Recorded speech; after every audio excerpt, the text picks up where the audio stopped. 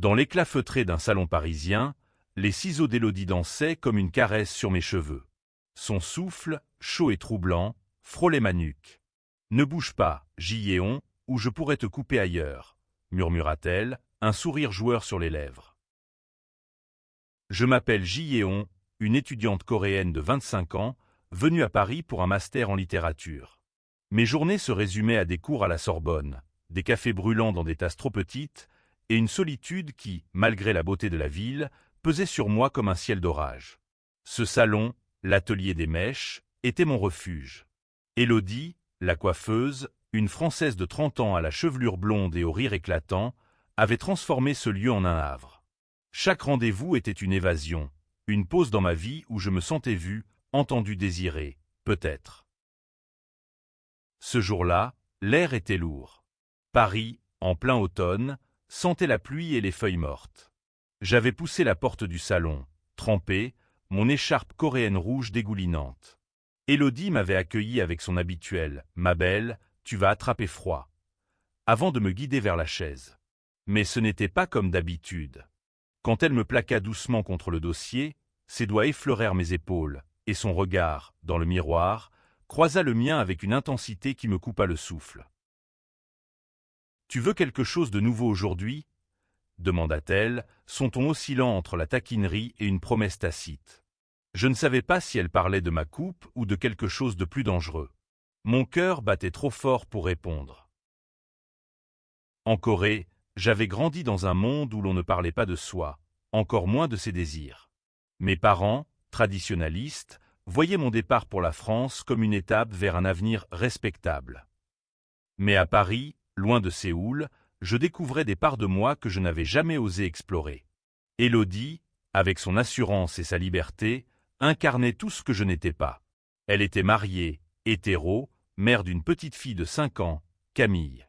Pourtant, chaque fois qu'elle coupait mes cheveux, il y avait ce frôlement, ce regard, cette tension qui me faisait douter de tout. Ce jour-là, elle s'attarda. Ses doigts glissaient dans mes mèches, plus longtemps que nécessaire. « Tu sais, Gilléon, tu as quelque chose d'unique, » dit-elle, ses yeux brillant dans le reflet du miroir. Je rougis, incapable de répondre. Était-ce un jeu? Une provocation? En Corée, on m'avait appris à taire mes émotions, mais ici, dans ce salon, elles menaçaient d'exploser. Le salon était presque vide. Une vieille dame lisait un magazine dans un coin, et le bruit de la pluie contre les vitres couvrait les battements de mon cœur. Élodie se pencha encore, son parfum de jasmin envahissant mes sens. « Tu viens souvent, mais tu ne parles jamais de toi. » « Pourquoi » Sa voix était douce, mais ses mots perçaient comme une lame. Je déglutis. Je ne sais pas quoi dire. En vérité, j'avais peur. Peur de ce que je ressentais, peur de ce qu'elle pourrait penser si elle savait. En Corée, l'amour entre femmes était un sujet tabou, relégué au chuchotement et au jugement. Même à Paris, où tout semblait possible, je portais encore le poids de cette honte. Élodie posa ses ciseaux et s'accroupit devant moi, son visage à la hauteur du mien. « Tu n'as pas besoin de parler, Gilléon. Parfois, les silences disent tout. » Ces mots étaient une invitation, un défi. Je sentais mon monde vaciller. Ce soir-là, en rentrant dans mon petit appartement du Marais, je ne pouvais penser qu'à elle. Élodie, avec son rire, ses gestes précis, son mariage parfait et ce regard qui semblait voir à travers moi. J'ouvris mon journal, un carnet où j'écrivais mes pensées en coréen, et j'y notais « Elle me trouble. Et je ne sais pas si je veux qu'elle arrête. » Le lendemain, je reçus un message d'Élodie. Un simple « Tu reviens quand ?» avec un sourire en émoji. Mon pouce accéléra. Était-ce une coiffeuse qui parlait à sa cliente, ou quelque chose de plus? Je fixai l'écran, hésitant, avant de répondre « Bientôt ». Ce « bientôt » devint une obsession. Chaque jour, je passais devant l'atelier des mèches, espérant l'apercevoir. Parfois, elle était là, riant avec une cliente ou jouant avec Camille, sa fille, qui venait après l'école. Camille, avec ses boucles blondes et son énergie débordante, me rappelait à quel point Élodie appartenait à un monde qui n'était pas le mien. Pourtant, je ne pouvais m'empêcher de retourner au salon, de m'asseoir sur cette chaise, de laisser ses doigts effleurer ma peau. Un après-midi, alors que la pluie cessait enfin, Élodie me proposa quelque chose d'inattendu. « Viens boire un verre avec moi ce soir. » Juste nous deux. Son ton était léger, mais ses yeux disaient autre chose. J'acceptai, le cœur battant, sans savoir si j'entrais dans un rêve ou un cauchemar. Ce soir-là, dans un petit bar du quartier latin, Élodie était différente. Plus vulnérable, plus réelle. Elle me parla de sa vie, de son mariage qui s'effritait, de sa peur de ne pas être une assez bonne mère pour Camille. « Et toi, Giéon, pourquoi es-tu si fermé ?» demanda-t-elle, un verre de vin rouge à la main. Je pris une gorgée de mon propre verre, cherchant du courage. En Corée, on ne parle pas de certaines choses. Surtout pas de ce qu'on ressent. Ma voix tremblait. Élodie me regardait, attendant la suite. Je sentis les mots monter, impossible à retenir. « Je crois que je t'aime. » Le silence qui suivit fut assourdissant. Élodie cligna des yeux, surprise, puis un sourire triste apparut sur ses lèvres. « Giéon, » murmura-t-elle, mais elle ne termina pas sa phrase. À cet instant, je compris que notre histoire, quelle qu'elle soit, serait interdite. Le bar était bondé, mais pour moi, il n'y avait qu'Élodie.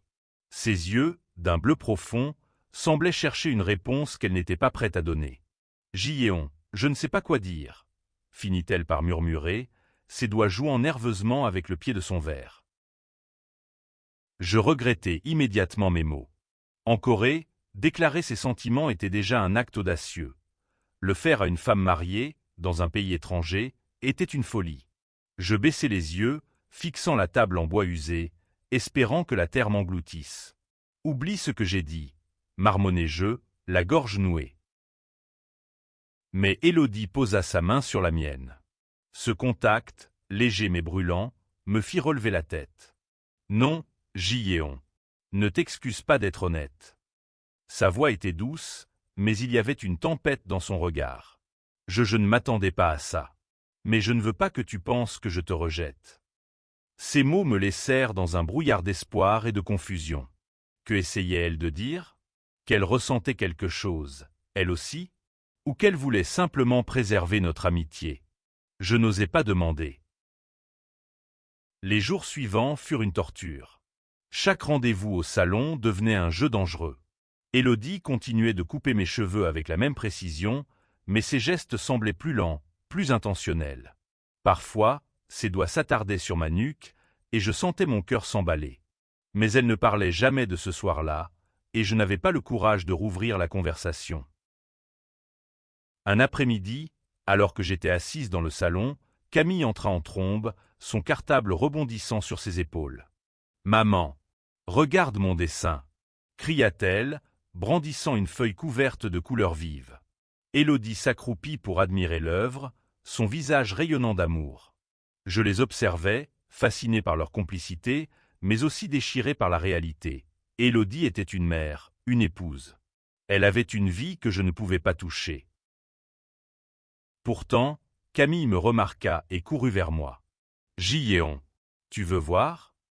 Elle me tendit son dessin, un arc-en-ciel maladroit mais plein de vie. Je souris, touché par son innocence. « C'est magnifique, Camille. » Élodie me regarda par-dessus l'épaule de sa fille, et pendant une seconde, il n'y eut que nous trois dans le salon, comme une famille improbable. Ce moment fut interrompu par l'arrivée de Marc, le mari d'Élodie. Grand, brun, avec un sourire charmeur, il entra avec une assurance qui me fit me sentir minuscule. « Salut, chérie », dit-il en embrassant Élodie sur la joue. Puis il se tourna vers moi, me jaugeant d'un regard curieux. « Tu es la cliente coréenne dont Élodie parle tout le temps, c'est ça. » Mon estomac se noua. Élodie parlait de moi? Que disait-elle? Je murmurai un « oui », timide, incapable de croiser son regard. Élodie, elle, semblait nerveuse, rangeant ses ciseaux avec une hâte inhabituelle. « Marc, tu peux emmener Camille à la maison? J'ai encore du travail, » dit-elle, évitant mon regard. Une fois Marc et Camille partis, le silence retomba. Élodie s'approcha de moi, reprenant sa coupe comme si de rien n'était. Mais l'atmosphère était différente. Il est gentil, Marc, dis-je, brisant le silence, espérant cacher ma jalousie. Oui, il l'est, répondit-elle, mais sa voix manquait de conviction. Elle posa ses ciseaux et s'assit sur le bord de la chaise à côté de moi. Giéon, je ne sais pas ce qu'on est en train de faire. Toi et moi c'est compliqué. Mon cœur s'arrêta. Compliqué comment? Demandai-je, redoutant sa réponse. Elle soupira, passant une main dans ses cheveux blonds. Je suis marié. J'ai une fille. Mais quand je suis avec toi, je ne sais plus qui je suis. Ces mots étaient un aveu, fragile et dangereux. Ce soir-là, je rentrais chez moi, le cœur en pagaille. Élodie m'attirait comme un aimant, mais chaque pas vers elle me rapprochait d'un précipice. En Corée, j'avais appris à cacher mes désirs, à vivre dans l'ombre de ce que j'étais. Mais ici, à Paris, Élodie me poussait à affronter cette vérité. Et j'avais peur. Les semaines suivantes, notre relation devint un jeu d'équilibre. Nous passions plus de temps ensemble, partageant des cafés, des promenades le long de la Seine, des confidences. Élodie me parlait de ses doutes, de son mariage qui s'effilochait, de son besoin de liberté. Moi, je lui racontais ma vie à Séoul, les attentes écrasantes de ma famille, mon sentiment de ne jamais être assez. Un soir, alors que nous marchions sous les lumières de Paris, elle prit ma main. Ce geste, si simple, était une révolution. Giéon, je ne sais pas où ça nous mène, mais je ne veux pas arrêter, murmura-t-elle. Je la regardai, partagée entre la joie et la terreur. Et Marc? Et Camille? Demandai-je, la voix tremblante. Elle serra ma main plus fort. Je ne sais pas. Mais pour la première fois, je veux écouter mon cœur. Les jours qui suivirent furent un tourbillon. Élodie et moi vivions dans une bulle, un monde secret où nos regards, nos sourires, nos silences parlaient plus fort que les mots. Mais dehors, la réalité nous rattrapait. Un après-midi, alors que j'aidais Élodie à fermer le salon, son téléphone vibra. C'était Marc. « Je dois rentrer », dit-elle, son visage s'assombrissant. Il commence à poser des questions. « Des questions sur quoi ?» demandai-je, bien que je connusse la réponse. « Sur pourquoi je passe tant de temps avec toi. » Elle évita mon regard, rangeant ses outils avec une nervosité inhabituelle. Il ne comprend pas. Il pense que je travaille trop. Je sentis une pointe de jalousie, mêlée de culpabilité. Élodie avait une famille, une vie stable. Moi, j'étais une étrangère, une étudiante de passage. Que pouvais-je lui offrir, sinon des complications? Tu regrettes? Demandai-je, la gorge serrée. Elle se tourna vers moi, ses yeux brillants. Non, pas une seconde. Puis elle s'approcha, et avant que je puisse réagir, elle m'embrassa. Ce fut bref, intense, comme une étincelle dans l'obscurité. Mon monde s'arrêta. Mais ce baiser marqua un tournant. Élodie devint plus distante, comme si elle luttait contre elle-même. Elle annulait nos sorties, prétextant des obligations familiales. Au salon, elle était professionnelle, presque froide. Je commençais à douter. Avais-je imaginé cette connexion? Était-ce juste un moment d'égarement pour elle? Un soir, je reçus un appel de ma mère, depuis Séoul. « Giéon, quand rentres-tu? Ton père veut te présenter quelqu'un. Un bon parti. » Sa voix, ferme et pleine d'attente, me ramena à une réalité que j'avais fuie. En Corée, l'idée d'aimer une femme était inconcevable. Je raccrochai, les larmes aux yeux, me sentant plus seul que jamais. Le lendemain, je décidai de confronter Élodie. J'entrai dans le salon, déterminé, mais elle n'était pas seule. Une cliente, une femme élégante d'une quarantaine d'années, riait avec elle. Leur complicité me frappa comme un coup de poignard. Était-ce moi qui avais tout inventé? Giéon, s'exclama Élodie, surprise de me voir. Elle s'approcha, mais je reculai. Qu'est-ce qui ne va pas? Rien, mentis-je avant de sortir en trombe. Je marchais sous la pluie, le cœur lourd, me demandant si j'avais été naïve. Élodie était-elle en train de jouer avec moi? Ce soir-là, Elle m'envoya un message. « Viens au salon demain. Il faut qu'on parle. » J'hésitais, mais ma curiosité et mon amour l'emportèrent. Le lendemain, le salon était fermé, mais Élodie m'attendait à l'intérieur. Elle portait un pull bleu qui faisait ressortir ses yeux. « Giéon, je suis désolé si je t'ai blessé.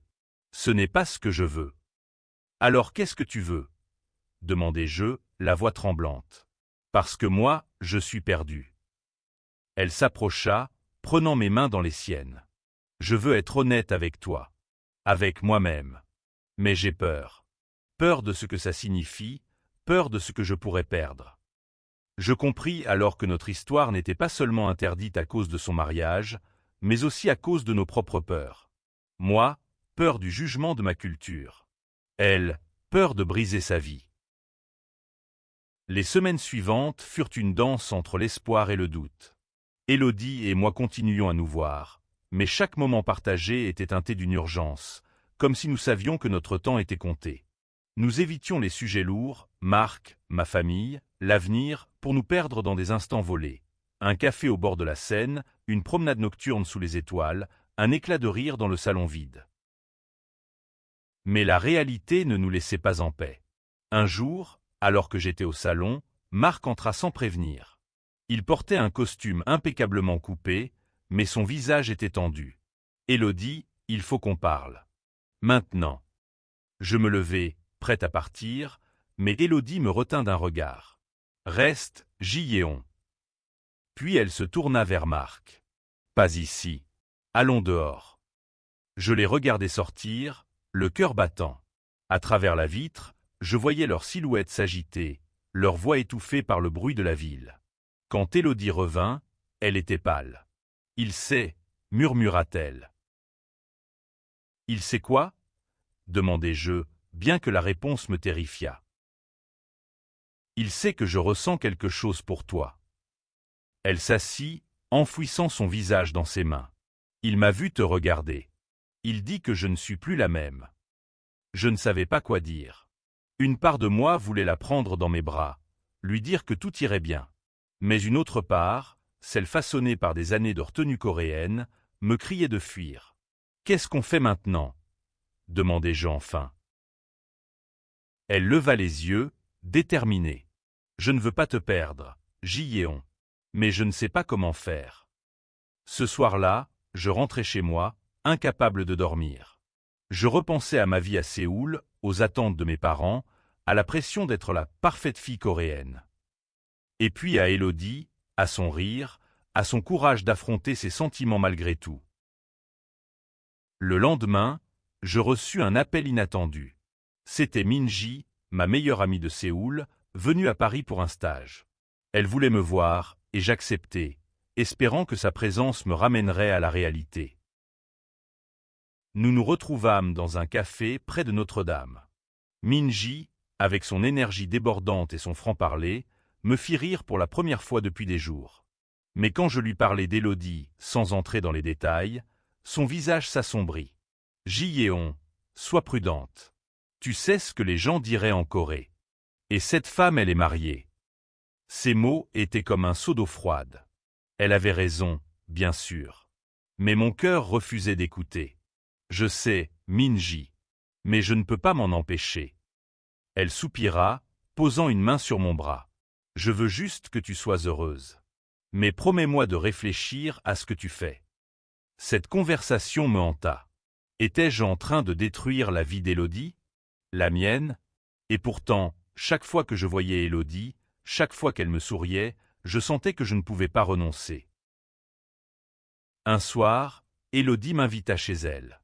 Marc était en déplacement, et Camille dormait chez une amie. La maison, un petit appartement cosy dans le 11e arrondissement, sentait le jasmin et le pain frais. Élodie me fit visiter, nerveuse, comme si elle m'ouvrait une partie d'elle-même. Nous nous assîmes sur le canapé, un verre de vin à la main. « Giéon, je veux être avec toi, » dit-elle soudain, sa voix tremblante. « Mais je ne sais pas comment faire sans tout détruire. » Je pris sa main, sentant les larmes monter. « Alors on trouvera un moyen. Ensemble. » Les mois passèrent, et notre relation devint un secret bien gardé. Nous nous retrouvions dans des cafés discrets, des parcs loin du salon, des moments volés où le monde semblait s'arrêter. Mais chaque instant de bonheur était teinté de peur. Peur que Marc découvre tout, peur que ma famille apprenne la vérité, peur que notre amour ne survive pas à la réalité. Un jour, alors que j'aidais Élodie à ranger le salon, Camille entra avec une lettre. « Maman, c'est pour toi. » Élodie l'ouvrit, et son visage se figea. « C'est de Marc, » murmura-t-elle. La lettre était un ultimatum. Marc avait trouvé des messages sur le téléphone d'Élodie, rien d'explicite, mais assez pour confirmer ses soupçons. Il lui demandait de choisir, sa famille ou moi. Élodie s'effondra sur une chaise, les larmes aux yeux. « Je ne peux pas perdre Camille, » dit-elle, la voix brisée. « Mais je ne peux pas t'abandonner non plus. » Je me sentis coupable, comme si j'étais la cause de son malheur. « Peut-être qu'on devrait arrêter, » dis-je, bien que chaque mot me déchirât. Elle me regarda, choquée. « Tu ne penses pas ça, Giéon. »« Je ne veux pas te faire souffrir, » murmurai-je. Elle se leva, s'approchant de moi. « Tu ne comprends pas? C'est en te perdant que je souffrirais. » Puis elle m'embrassa, un baiser désespéré, comme si elle voulait graver ce moment dans nos mémoires. Mais la réalité nous rattrapa. Marc demanda le divorce. Élodie, déchirée, accepta, mais à une condition. Elle garderait la garde partagée de Camille. Les semaines suivantes furent un cauchemar. Élodie était épuisée, jonglant entre le salon, les avocats et les pleurs de Camille, qui ne comprenait pas pourquoi son père était parti. Je faisais de mon mieux pour la soutenir, mais je me sentais impuissante. Mes propres démons ressurgissaient. Mes parents, apprenant que j'avais changé à Paris, m'envoyèrent des messages insistants, me demandant de rentrer à Séoul. « Tu nous fais honte », écrivit ma mère un jour. Ces mots me brisèrent. Un soir, Élodie et moi nous retrouvâmes dans son appartement. Camille dormait dans sa chambre, et nous parlions à voix basse. « Je ne regrette rien, Giéon, » dit-elle, prenant ma main. « Mais je ne sais pas si je suis assez forte pour tout ça. »« Tu le es, » répondis-je, bien que je doutasse de ma propre force. « On l'est ensemble. » Mais le lendemain, tout changea. Marc, furieux, menaça de révéler notre relation à mes parents. Il avait trouvé mon nom dans les contacts d'Élodie et fait des recherches. « Si tu ne la quittes pas, je m'assure que sa famille la renie, » dit-il à Élodie lors d'une dispute. Quand elle me raconta cela, je sentis le sol se dérober sous mes pieds. En Corée, être renié par sa famille était pire que tout. Je ne pouvais pas imaginer perdre mes parents, même s'ils ne comprenaient pas qui j'étais. « Je ne veux pas que tu perdes tout à cause de moi, » dis-je à Élodie, les larmes roulant sur mes joues. « Et moi, je ne veux pas te perdre, » répondit-elle, mais sa voix était pleine de désespoir. Les jours suivants furent un enfer. Je vivais dans la peur constante que Marc mette sa menace à exécution. Élodie, elle, était déchirée entre son amour pour moi et son devoir envers Camille. Nous nous voyions moins, chacune luttant contre ses propres batailles. Un matin, je reçus un appel de mon père. « Giéon, rentre à Séoul. Maintenant. » Sa voix était froide, implacable. Je compris que Marc avait parlé. Je paniquai. Je courus au salon, espérant trouver du réconfort auprès d'Élodie, mais elle n'était pas là. À la place, il y avait une nouvelle coiffeuse, une jeune femme aux cheveux roses qui me dit qu'Élodie avait pris un congé. « Elle traverse une période difficile, » ajouta-t-elle, me jetant un regard curieux. Je rentrai chez moi, le cœur lourd, et trouvai un mot glissé sous ma porte. C'était l'écriture d'Élodie. « Giéon, je dois m'éloigner un peu. Pour Camille. Pour moi. Je t'aime. » Ces mots étaient à la fois une déclaration et une rupture. Je m'effondrai, pleurant jusqu'à ce que mes larmes s'épuisent. Élodie avait choisi sa fille, et je ne pouvais pas lui en vouloir. Mais la douleur était insupportable. Je décidai de rentrer à Séoul. Pas parce que je voulais obéir à mes parents, mais parce que je ne pouvais plus supporter Paris sans Élodie. Je réservai un billet, fis mes valises, et écrivis une lettre que je laissai au salon. Élodie, je pars. Mais je ne t'oublierai jamais. Merci de m'avoir appris à être moi. À Séoul, la vie reprit son cours, mais je n'étais plus la même. Mes parents, ignorant les détails, me pressaient de me marier, de redevenir normal. Je refusais, pour la première fois de ma vie. Je commençais à écrire, à raconter mon histoire, celle d'une femme coréenne qui avait aimé une femme à Paris. Ces mots devinrent mon refuge, ma rébellion. Des mois plus tard, je reçus un colis. À l'intérieur, une mèche de cheveux blonds, attachée par un ruban rouge, et une lettre. Ji-yeon, je suis désolé. Camille va mieux, et moi aussi. Je veux te revoir. Mon cœur s'emballa. Était-ce possible? Après tout ce temps, toute cette douleur? Je fixai la lettre d'Élodie, incapable de croire qu'elle m'avait retrouvé. La mèche blonde dans ma main semblait vibrer de souvenirs. Son rire, ses doigts dans mes cheveux, nos moments volés. Mais j'étais à Séoul, à des milliers de kilomètres, dans un monde où notre amour n'avait pas de place.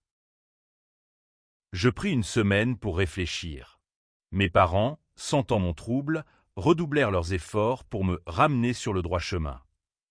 Mais chaque dispute renforçait ma détermination.